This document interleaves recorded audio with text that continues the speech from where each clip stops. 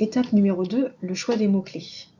Cette étape très importante est peut-être la plus importante parce qu'elle va conditionner tous les résultats que vous allez pouvoir trouver dans l'étape numéro 3 concernant la recherche documentaire.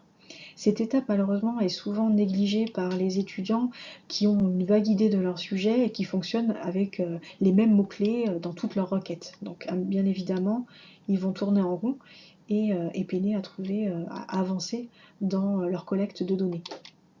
Pour cela, je vous propose une méthode assez simple pour trouver le plus de mots-clés possible et donc diversifier toutes les sources d'informations que vous pourrez trouver.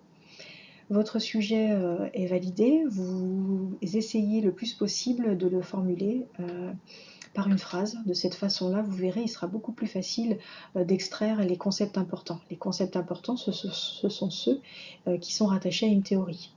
Ça c'est très important à retenir. Ces concepts, à partir du moment où ils sont rattachés à une théorie, vous allez pouvoir essayer de dégager des synonymes.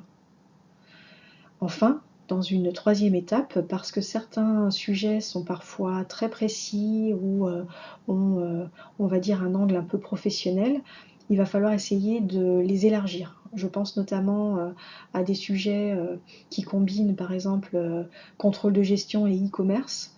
Peut-être qu'il serait bon de réfléchir à élargir le concept de contrôle de gestion et de le remplacer peut-être par finance ou gestion financière, et vous verrez que les résultats peuvent être complètement différents.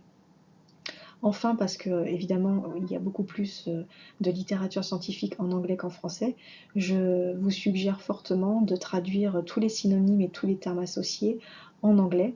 Faites d'ailleurs le test d'une requête en français et en anglais et vous verrez la différence.